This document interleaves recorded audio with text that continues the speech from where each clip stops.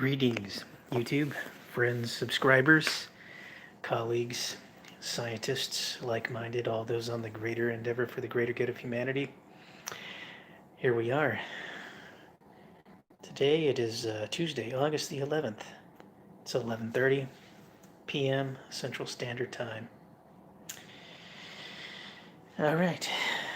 Looks like we have a new type of broadcast tonight. We're going to go over some plasma stuff tonight. Interesting discoveries. Some very interesting things to see that are plasma related with some of the equipment that I've been messing with and working on. And I'm going to show some of that off and discuss a little bit about what's going on with that, how it works, and what these secrets actually reveal, and how they're going to help everyone. I get a lot of emails. I get a lot of questions, a lot of comments, and things that revolve around the movement of this plasma, the electrical energy, using these systems. And bottom line is that it boils down to this. It is timing, and your positive and your negative polarities. Timing. And let's review something really quick. So, for many that are trying to understand how the Newman system works, how the whole system works, it's based off of timing. And everybody out there who's building the Newman machines, what they are failing to do is build the correct commutator to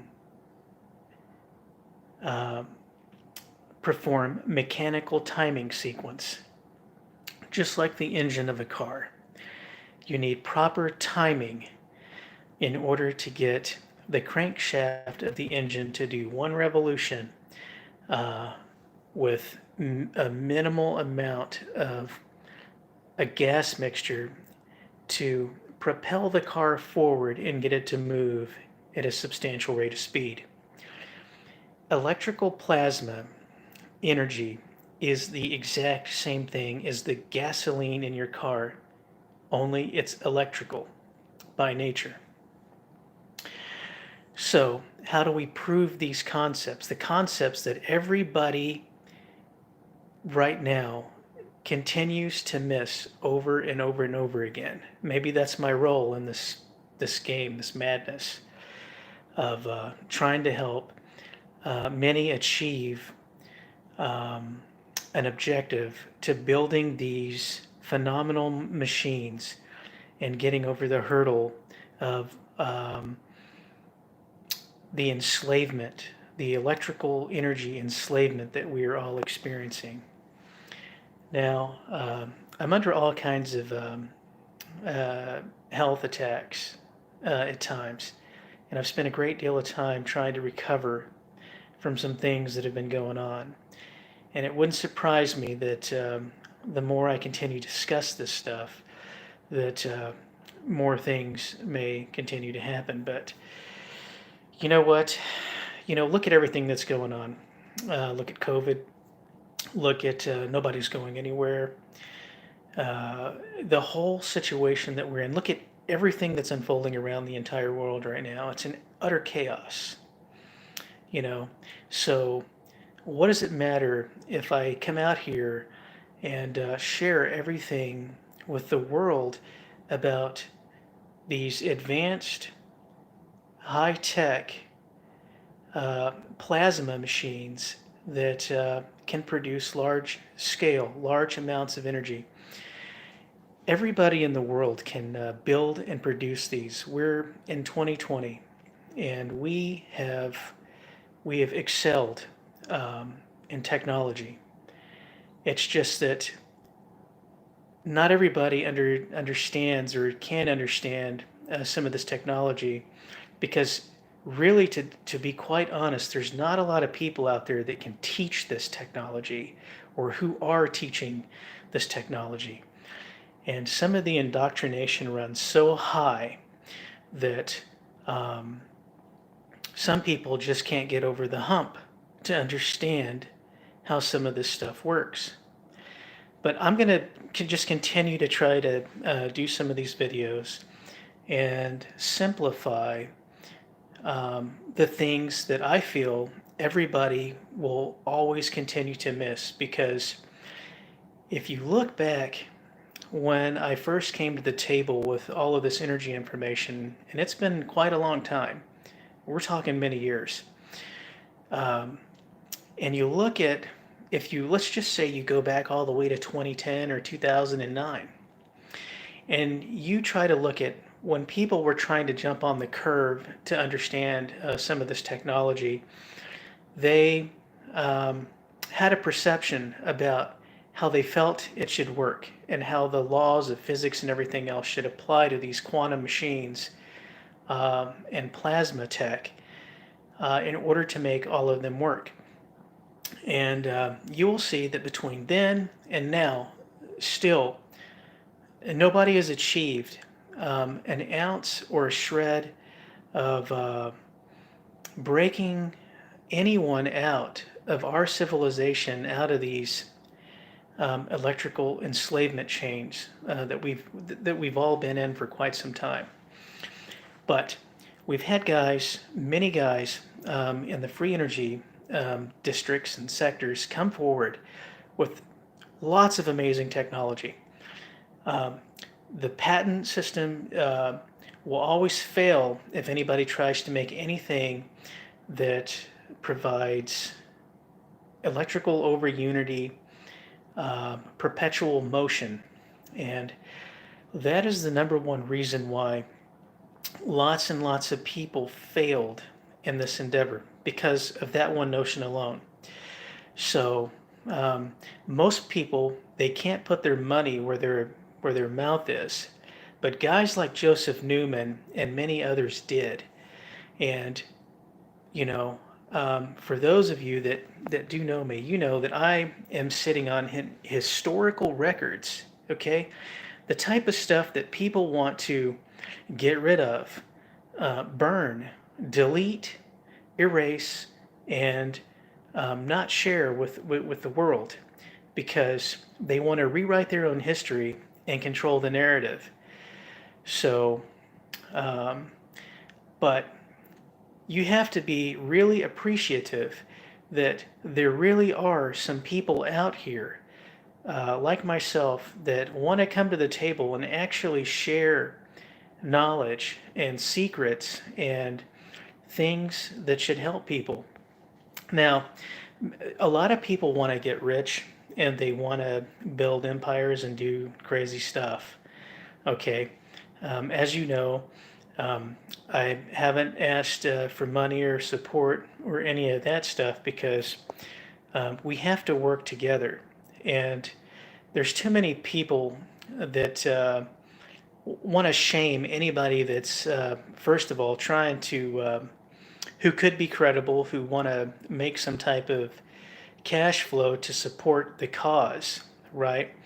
But quite frankly, for the amount of time that I've been doing this, the amount of years, everybody knows I've been self-funding my own stuff, my own projects.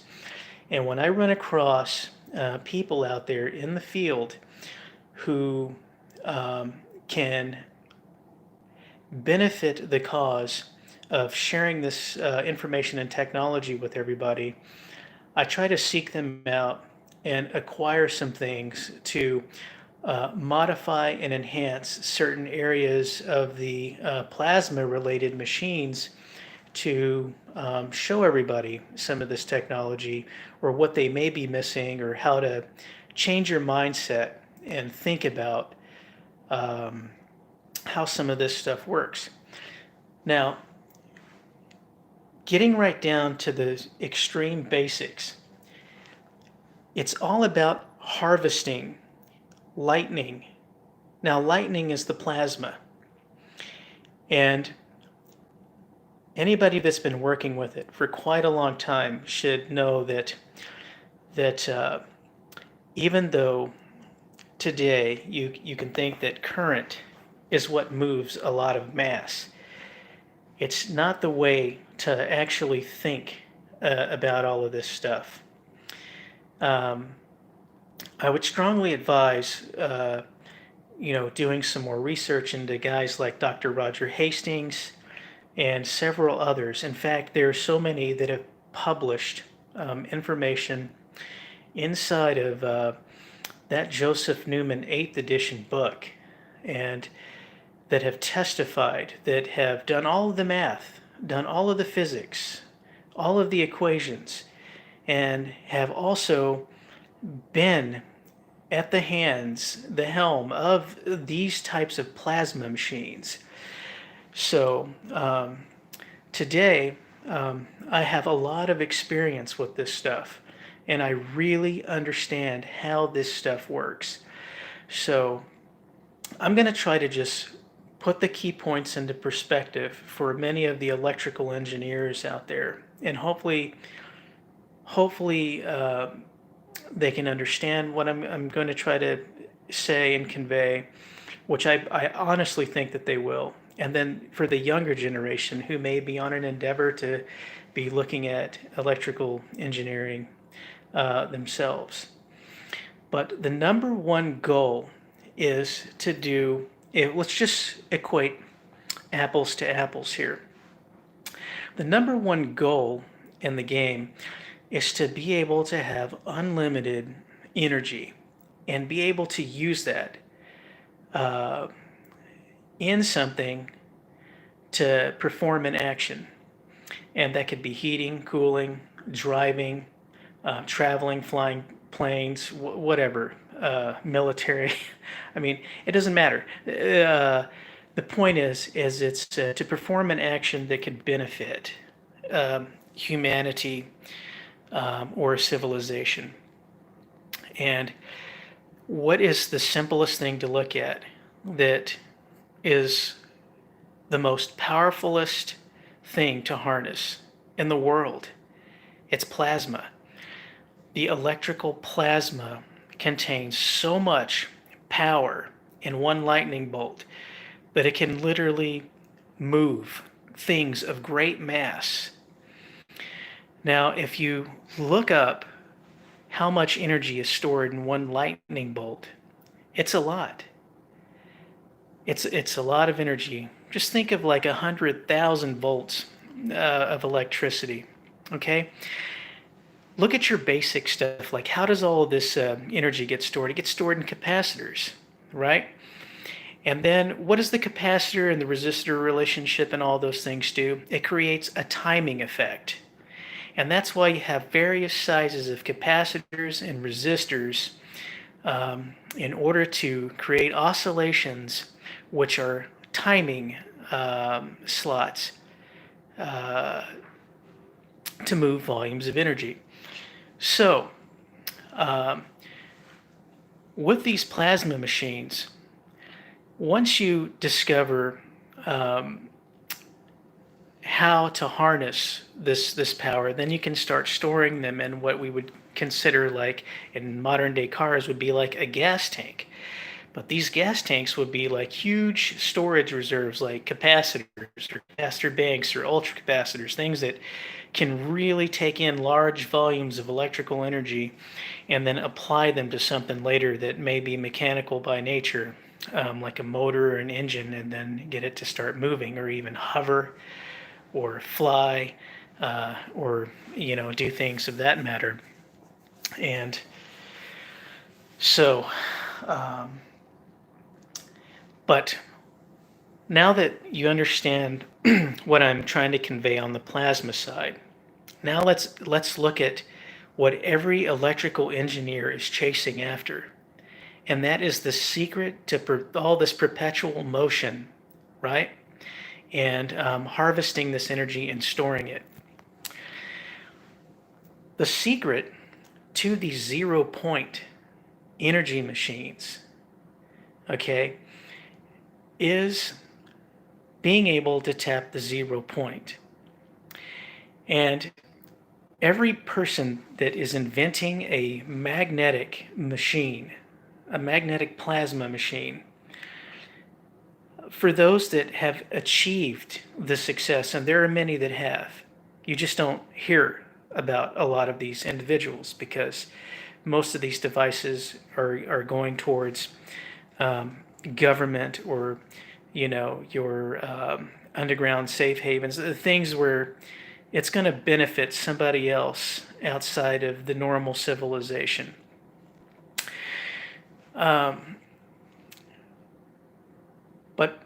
the key, the secret, is like I've stated many times in past videos, right? Because you have to try to process and digest the information, and sometimes you have to look at it 10,000 times in order to understand it. And I literally mean that because sometimes you can't wrap your head around the simplicity of it. But when you're creating these plasma machines, these devices that defy Lenz's law, I'll give you a quick case in point. The Robert Adams motor, the Joseph Newman motor. These motors, these plasma machines, defy Lenz's law. They hit the 0 point. John Bedini, who just recently died, made a zero force motor. It tapped the 0 point field, just like Joseph Newman, a machine, and several others. So he's not the only one, but his concepts are so important to grasp because if you can grasp those concepts, then you can build these machines. Now, let me start with this before I physically show you the machines again because you need to understand this. The focus when designing these machines only have 3 concepts. That's voltage, your magnetic coupling, and your material to transfer your atoms and everything at the atomic level, right? So let's think about those things. Now, what makes all of this work is in a 360-degree rotation of these devices, there is a point when you get to a 180-degree spot that you need to reverse a polarity, okay? These dead areas are called the blank spot before the polarity starts changing with these plasma machines, these 0 point field devices. Then once you start coming on just to that point before that 360-degree rotation finishes, you get an area where you need to cancel out or short out the coils field. And then once you hit that 360-degree rotation, then the cycle starts all over again, but it keeps the atoms aligned and oriented on the copper and in the iron core of the shaft of the rotating cylinder that is constantly keeping the magnetic field flow moving around as it's rotating. So, in order to make that happen, you have to get the timing right. The timing is everything. If you don't grasp the principle of timing, you will fail. And you will continue to run into the same problem of trying to figure out why it's not working. It has to do with timing. And I've demonstrated that before. I'm gonna go ahead and we're going to do that. But this time, what you're going to see today um, is going to be a demonstration of how to perform the timing. Okay. Once you see what I'm about to demonstrate, which has already been demonstrated by several of these other individuals, ones that are passed away, okay, even John Bedini, Joseph Newman, and several others, okay. I just happen to be somebody that understands all of this plasma uh, science with these advanced plasma machines. So what I can tell you is I can tell you what you're missing and how you can quickly get an edge, figure it out, and start building something so you can achieve these results. So what I'm going to do is I'm going to go ahead and I'm just going to start illustrating a few things that should help you to speed up your or advance your knowledge with these mechanical devices. So what I'm going to do is I'm going to turn this camera around and we'll start by looking at how you can start calibrating a timing cycle for these mechanical plasma machines. 1 second. I'm going to check.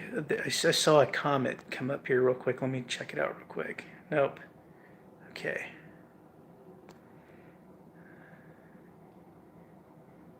TD, appreciate your truth and many blessings. Thank you. All right. Hey, Adam, I am good to see you here. All right, I'm gonna go ahead and flip this. Let me go ahead and flip this around now.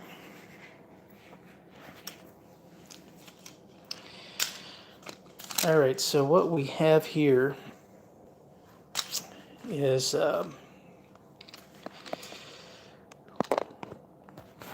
something I've been working with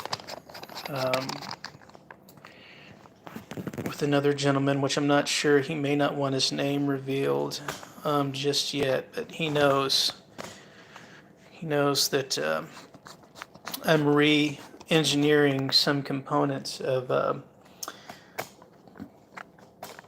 some of these devices so that we can get the word out.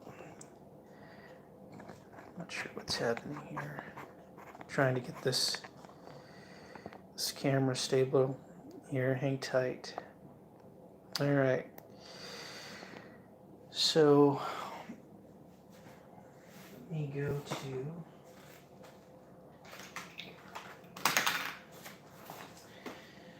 grab my ruler here so we can point out a few things here. So what we have here could be platinum, okay, on this rod that's here. It's platinum. And this is a solid steel shaft. And here is a copper housing. And this is a iron shaft, a steel iron shaft. And on the inside of this copper cylinder is high-powered N52 grade neodymium magnets. Now, some things to note about this is everybody knows that when they start building one of these machines, that they have to wind these coils, right? And this is a typical coil that's just wound a certain number of times, and then it's placed near a magnetic field which will rotate, which will start producing electricity as soon as you start passing electrical voltage and current into the wires. So just quite frankly, just speaking of this here, let me just show a few more things about this. There is a brush contact here, right? It's copper. Now the thing about this copper touching this cylinder is that the atoms will align at the speed of light on this copper material as it's touching this shaft. And this black wire here is nothing more than the negative polarity that goes back into, as you see, it's coming around here, and it's going into the negative side of this coil, and then here is the positive side, which is not connected to anything right now. It's neither one of these wires, so I'm have nothing hooked up. This black wire that you see here is not hooked up, and this is for capturing the back EMF, which is going to be the lightning. We want to capture the lightning that's coming off of this and store it in a fuel tank. Okay? And now this is a diode.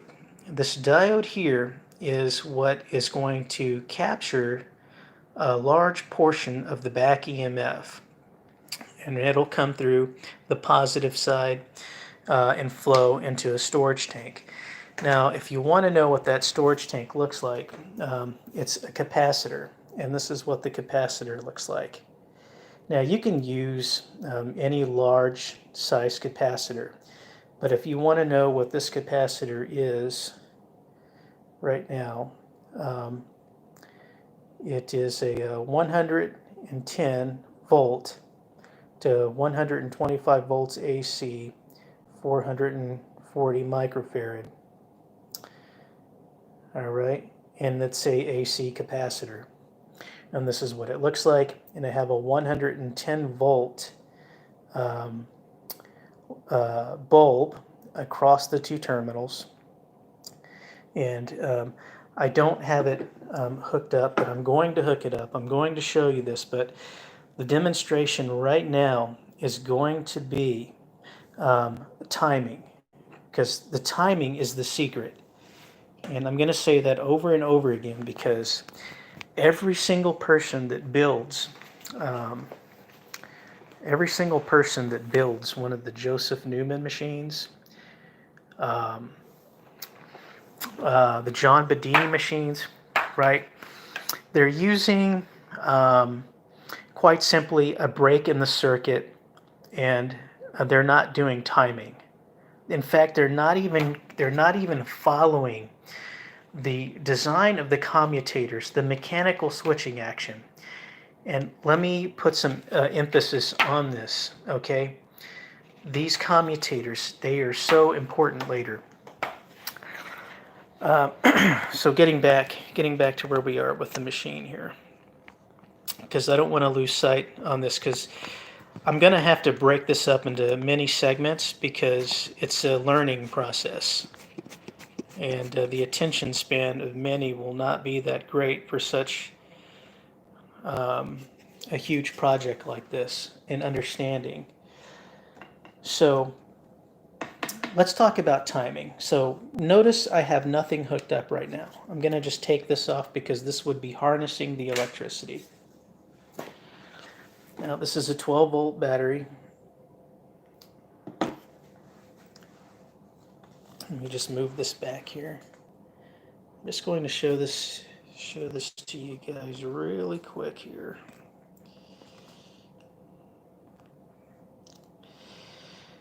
So this is a 12 volt battery, and this would be the positive side going to a coil. Now this can be any coil that you have. It can be a coil out of a microwave. You know what I'm saying? It could be any coil that has just been wound, and you got two sides, a positive and a negative, and you got a magnet sitting over it. That's the typical configuration you're going to see everybody have when they're building one of these, what they call a pulse motor or a window motor. Okay, it's the first step in understanding a feature of these plasma machines. So you have a positive side and a negative side, and we need to connect each of those to the battery. But the trick here today is understanding the lesson of what it means to get timing right in order to build a real plasma machine, like a machine that's going to produce energy you can store. And everybody understands the notation of this thing called back EMF. And the back EMF is how you store that electrical energy. All right. So as you can see, I now have one wire, the negative side, hooked up to the battery. And now we are going to hook up the positive side. And what we're going to do is quickly show something that is the most critical thing to see in all of your development processes of working with plasma machines. So, before I strike one of the areas, let me show you guys something real quick. When you work with a motor, you have a thing called top dead center. And what does that mean?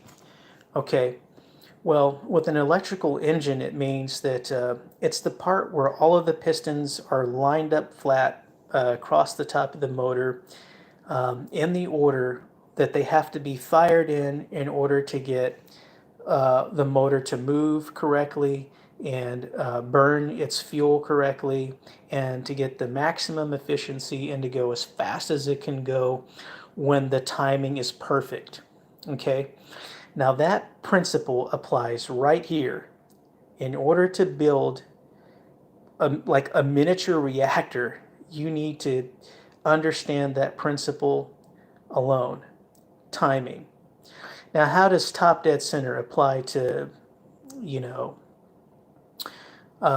calibrating a plasma machine, a magnetic motor driven machine? Well, let's take a look.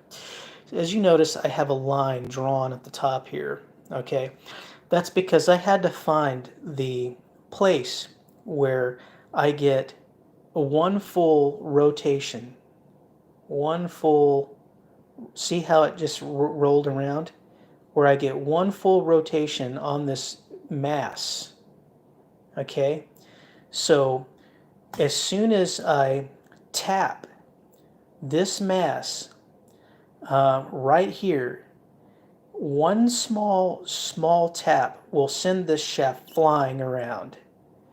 Okay, now on a normal electrical mechanical motor, you have to keep the power held down and it's got to keep running around in the coil to keep the motor spinning. Okay, now that creates a condition of resistance in Lenz's law. And that's because your magnetic field is expanding and then now resistance is being created and it's going back in the opposite direction, therefore creating your friction and your heat. Okay? So now that we understand that, we need to understand how to identify where the optimum timing spot is. So let's just start from this position here. Notice that right here, it's in a position where this is not TDC, which is top dead center, okay? It's just here, all right? So what this means is as I tap or pulse this coil one time, like this, bang, just really quick, that an action is going to happen where atoms align not only in this coil, but actual magnetic and atomic stuff at the top, atomic level is going to align atoms inside of the steel shaft, inside of this steel, inside of this copper cylinder, and it's going to also affect the magnetic fields that are resident inside of this copper cylinder. Okay, and I'm going to demonstrate that right now so you can see this with your naked eye on how this works. So let me elevate this and let's quickly just demonstrate that right now. Now, this positive pole from this side of the copper, because we have terminated the negative side. Okay, the positive side of this pole, as I tap, the positive side of this battery will align the atoms on this copper wire, and it'll align the atoms in the steel shaft and in this. And as you can see, you know, it's highly magnetic, so it's moving as I move the clip lead around it. And make no mistake, this shaft is extremely heavy, and it's hard to stop once it gets going. Now, I don't have my scale with me today, but that wasn't going to be a part of today's, because today's demonstration is going to be about what you need to see to understand the timing concept burst.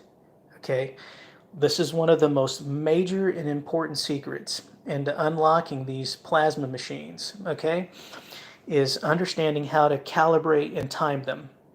So let's tap the positive pole of this battery and watch the shaft. So let me try to get some focus on that. So just watch. I'm going to show, because you need to see me tap this and you need to see what happens to the shaft. Okay, did you see the shaft? The shaft did not turn. It didn't make a revolution. It didn't do anything when I tapped it. You saw that? See? It's not making a rotation. It's just bouncing around and just doing things. Okay? Now, what we want to do is we want to find the TDC. And how do we find TDC? So now I'm going to move the camera here, right? Maybe you can see this better here, and try to get this on camera. I'm going to show you what happens when I turn this onto TDC. All right, when it's on TDC, I will get one full rotation with one tap. Did you see that? I got more than one rotation with one tap. But you see what happens when I was on top dead center? Did you see that? Now think about what you just saw. When you're on top dead center and you just barely tap the post, and you get this much force out of the shaft, you know, what do you think you're creating there? What does that tell you immediately right off of the bat? What did you just get from that? What you just received with an information download from me is the fact that you can immediately understand, you can get definite over unity from this. And that being with the fact that if you can design a commutator where you can get this timing perfect, I need to probably pull this off. It's creating a counterweight. This is magnets affecting the field here. The other thing I have going against me right now is I have so many magnets on this table, so you'll have to bear with me here.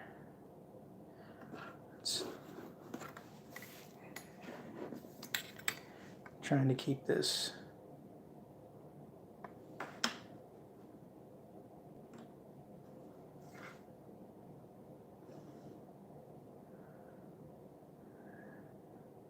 as best I can on TDC.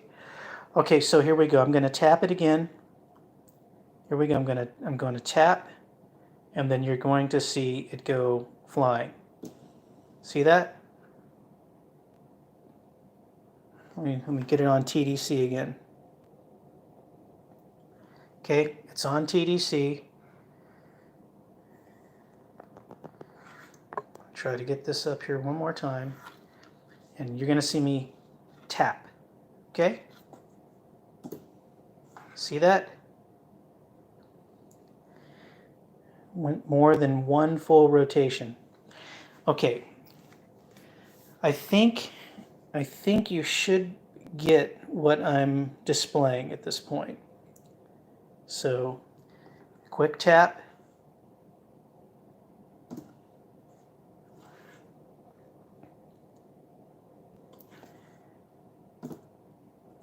Okay, that's not on TDC. There you go. See that? All right, so if you can get your timing slots perfect, okay, just like a mechanical switch, you can keep this rotating in the timed slots, like 1, 2, 3. You see what's happening here? You see how it's reversing? The reason for the reversal is because if you don't hit the timing spot perfectly where it needs to be, that the polarity inside of the coil performs the Lenz's law action, which creates resistance. It reverses direction, goes the other way, and then it pushes the magnetic field in the opposite direction. So now you're creating friction, okay? And that's what we're trying to get rid of. We're trying to get rid of the friction and harness all of the plasma and the energy without creating Lenz's law and friction. All right, so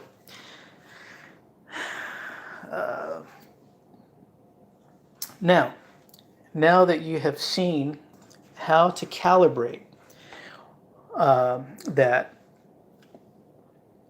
what you will do is when you find that optimum spot where you saw that you get rotation off of tapping it, and if you get a violent reaction out of the shaft from tapping it, like we did, like where it went really fast, then you'll, if you can remember where it did that, then you can mark it. And mine just happens to be right where I marked this one. So I marked this as my TDC across the shaft, so that I know that when I put it there and I tap the pole, as if it's a mechanical switch where you push the button and then it goes bang, and then it sends the shaft flying just from a quick touch, right?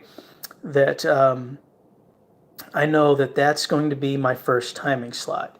Now, the second part of this is that you'll want to, in order to get the atoms flowing in the same direction without losing the direction that they're going in, is you'll have to get it into the 180 degree position and then flip the poles.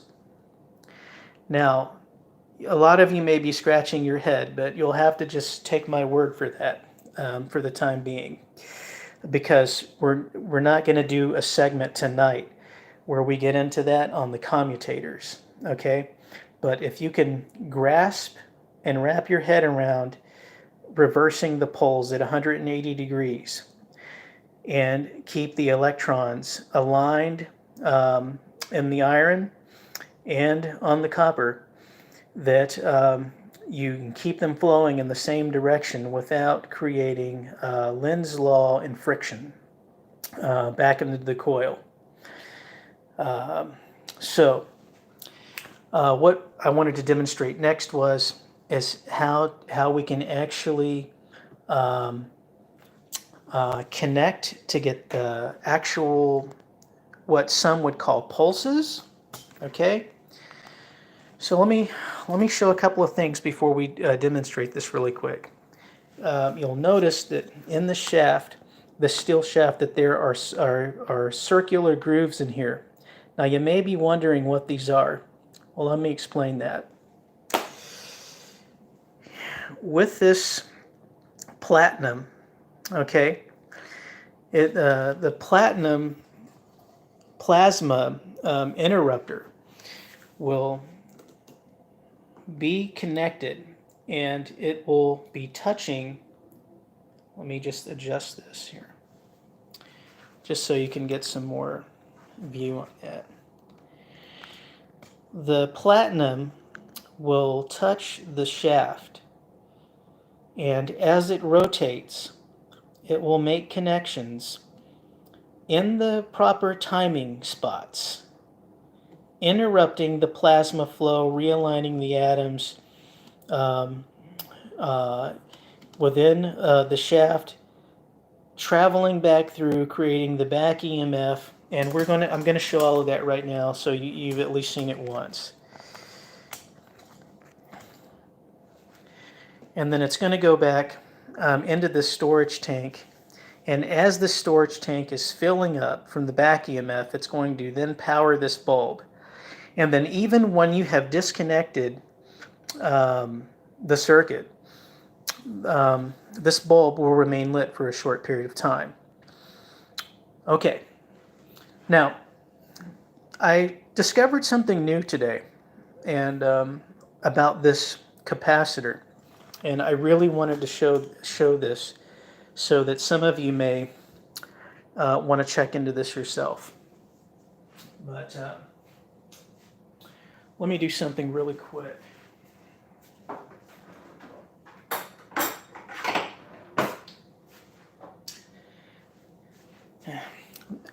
This is a steel knife, and it is magnetic. And let me prove that to you. If I move the steel knife near this metal shaft, the shaft will move because it's magnetic. You see that? The shaft is moving. We're having steel, okay? Now,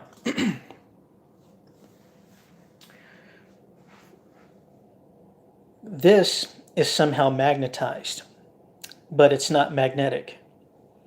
In fact, this is doing something really weird where it's creating its own repelling field. Now, try to chew on that one for a little bit. How can I show you this? Well, let me show you really quick. First, let's look at something interesting. Here is a compass.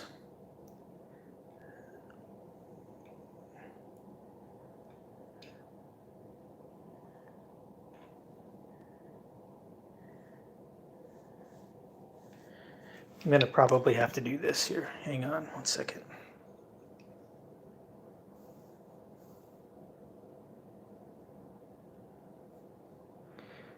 Not doing good here. Yeah, there you go. You can see where there is some some fluctuation here.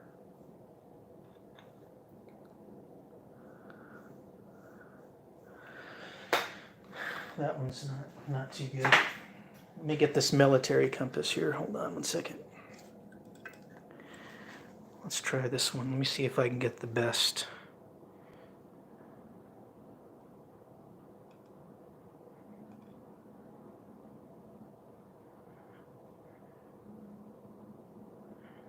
Here you go. There you go. See that?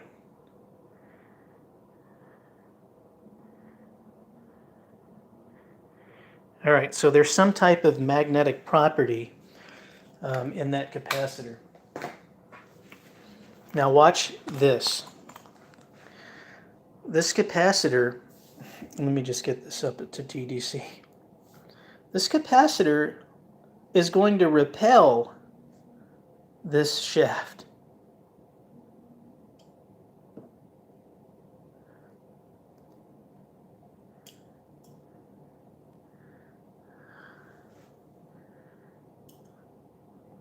See that? Okay, that's pulling. There, see, it's repelling it. Do you see that? It's repelling the shaft. Now, if you want to know if this thing is like really magnetic, well, look, I'm going to hold this in my hand, and I'm going to, it's not picking it up. There's not magnetic. So, I don't know. I don't know what's going on with that one, but I do know that these contacts have a small amount of iron in them. That's why, or ferrous material. That's definitely why they're having a reaction with the N52 magnets that are in there, but why is it repelling? It's repelling the magnets instead of attracting it. You know, like if I move this steel knife near this thing, see? Whoops. Oh, it's strong. See, it's pulling it around. So, but that was just something interesting I noticed earlier. I'm trying to pay attention to that. All right, so now let's get on to this part before everybody loses focus real quick. So now I'm going to hook up one pole to the storage tank here.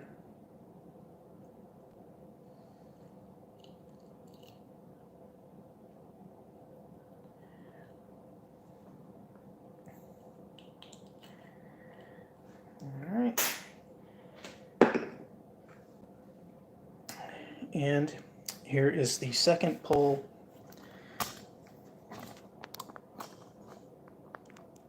I'm going to hook this second pole up right to the storage tank.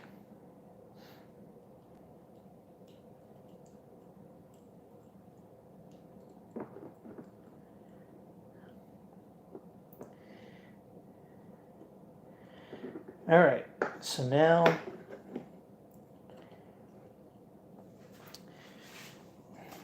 just so you can see this, try to get this thing to focus. Where is...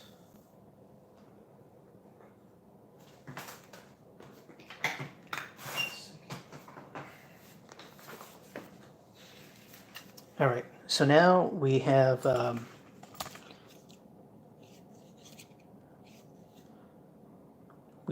part connected to the plasma. Okay, the plasma side of the plasma is going to come back into the storage tank, and then where the diode is on the positive pole, it's going to go from negative, and any back spike, back EMF that's coming through the misaligned atoms that go from the Lenz's law frictional state, opposite pole, back in the opposite direction, are going to come back through here, and then through this, and then be stored in here. Okay, so this is where we are capturing the harvested energy. All right. And now what we are going to do is we're going to demonstrate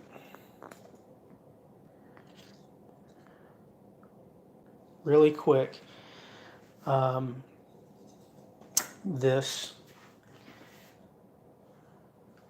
works. So just like with any standard pulse, okay, just like with any standard pulse motor, normally you have to crank it, there'll be a break, and then it'll start spinning, and then you'll get, it'll go because you have a small break, okay? But when we're working with the plasma machines, those types of pulse motors are not the same as what we are discussing here, okay? Very important to remember as we go forward and discuss these plasma machines. All right, so what I'm going to do now is I'm going to place this on top dead center here. And I'm going to, 1 second here.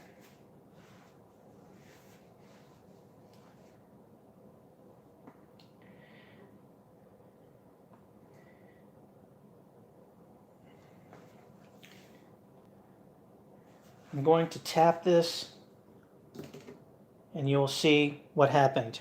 It moved a little bit, correct? But watch this. I'm holding this here. See? Watch. Nothing is happening. I'm tapping it. It's not moving. It's not doing anything at all, but all of the connections are there. They are still made. Okay? Nothing is happening. All right. So how do you get this thing rolling? We have to give it a push so that the fields can break and collapse and that we can start producing energy. All right, here we go. I'm going to spin it and then connect, and then it should remain, and then energy should fill up in the storage tank. The light bulb should come on, and then I'm going to show you the plasma that is being generated by the plasma machine. Okay, here we go.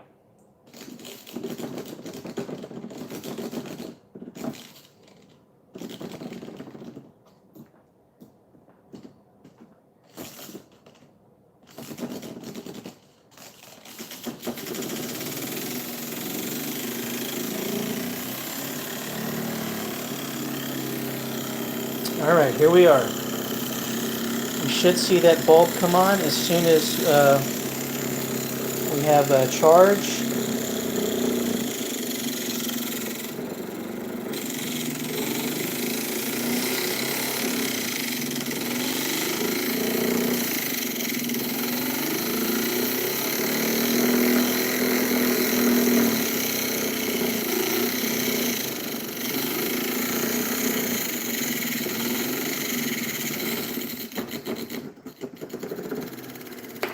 Okay, hang tight 1 second.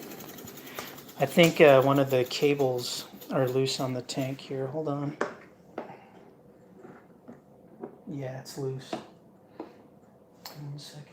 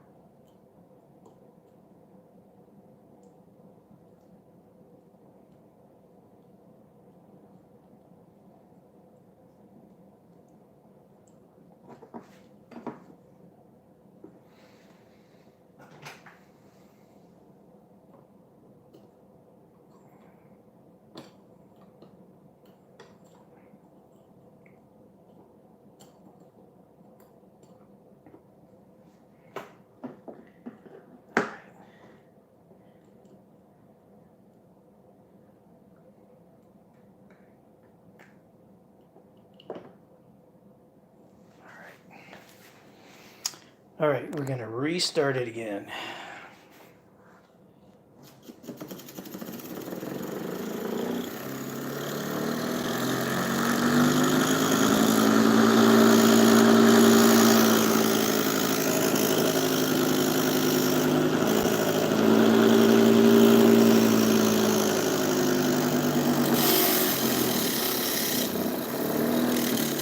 See that?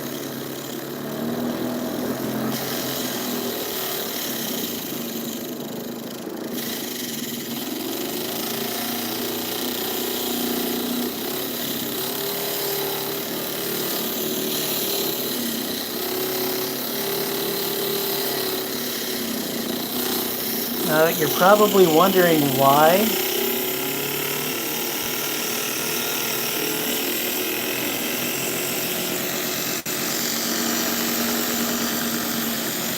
So now the back EMF that's coming off this plasma is now going into the storage tank, and it's lighting the high wattage 110 volt bulb here.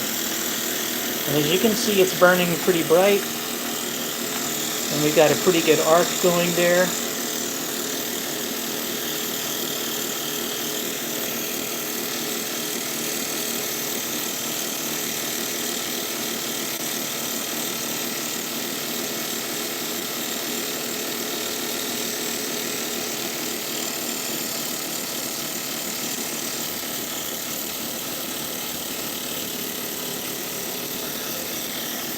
camera. The camera's getting a little goofy on me here.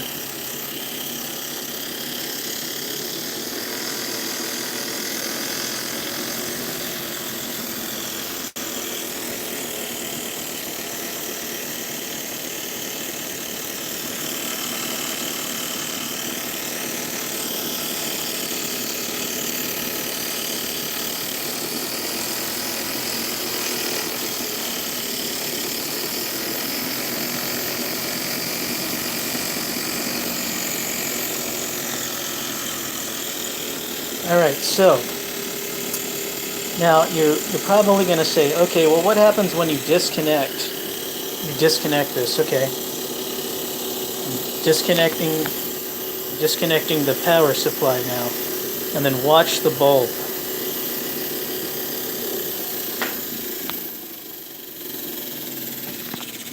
There you go.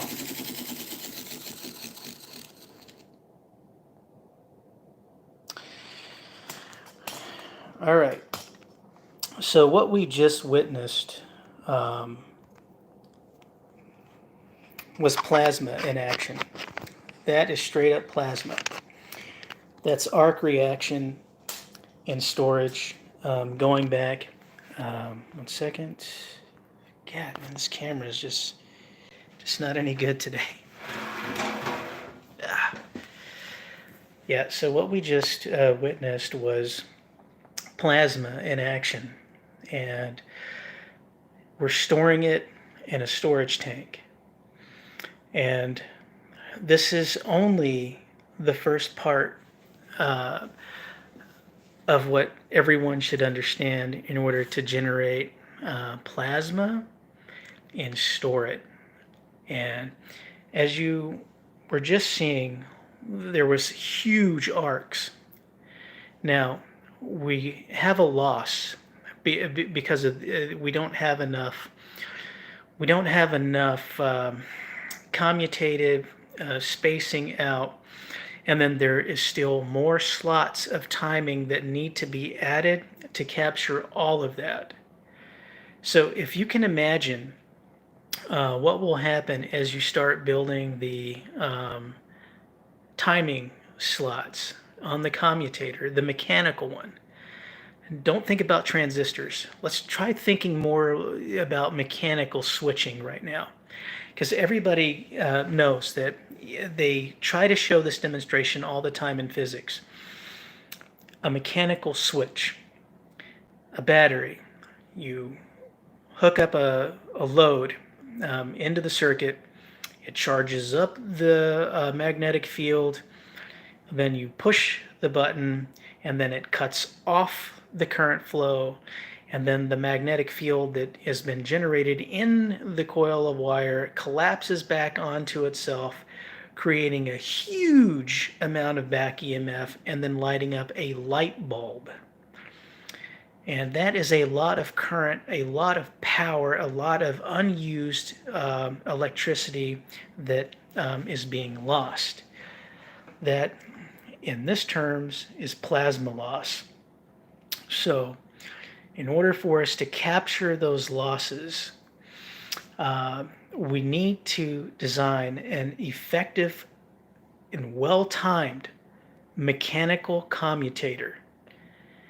And then, once you have all of the right angles and the timing calibrated, then you will get the 0 point energy or the over unity stuff you are looking for.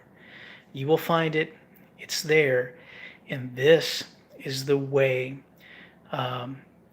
you start finding it. This is one of the most extreme secrets and extreme things that is overlooked and missed, never demonstrated, and never discussed. But I promise you, you're going to start seeing more people talking about it.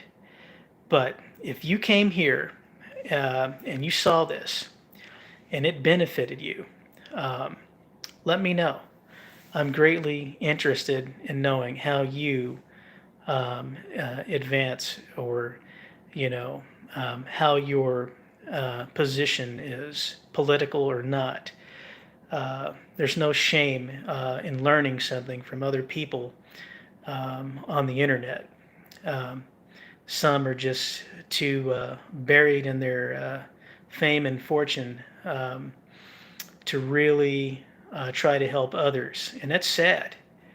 And it's even more sad that a lot of us, we have to pay ridiculous amounts of money to go read lecture notes, and just to get an edge to figure out how to get out of this madness. But don't worry, we're going to get there. We already have, actually.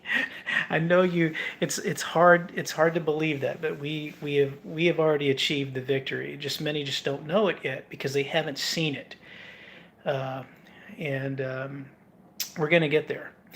So that's all I'm going to do for this segment tonight. But that should definitely leave you with some extreme knowledge to think about. Think about the timing. Look at how to calibrate uh, your electromagnetic plasma machine. Because once you start generating these big arcs like that, you're generating like loads of energy. You don't even understand how much energy you're generating when you start arcing like that. Um, and I've chewed up a lot of metal, a lot, and it gets more interesting. The further you go with it, it gets more interesting because when you start learning that the more voltage that you have, the faster you can align atoms and the faster you can move larger mass. So, uh, anyway, that's food for thought for tonight. We'll come back around, have a discussion, and talk more about it soon. And I want to wish everybody a happy Tuesday. And you can email me. I'm a little slow to get back to some emails. Some I just don't know how to respond to them because the questioning is a little strange for some. Some people want me to email them a plan or, something like that. And, I don't know what to say. It's like, all of the videos, I've left them there to share and to educate and to help push many along who have the financial resources to do these kinds of things. So, you can go to a school and you can learn something, but when you go to the school, somebody's not going to hand you the equipment to do everything. I mean, that comes at a substantial cost. But I'm assuming that anybody who's learning from this has a way to acquire some of these parts and pieces and work with this. But I am willing to help. But you also have to really try hard to really understand what I'm saying with this first concept. And it is a repeat, but this is actually showing you plasma in action and then energy harvesting in action. So what many just honestly, they don't demonstrate it and they don't show you the simplicity of it, where things or how things connect, and or the camera shaking all the time, or nobody, we're not going to do that here. In fact, I don't. I try to stay as down to earth and as real as I can with you guys. So anyway, hope this helps. We'll come back to it. Cheers.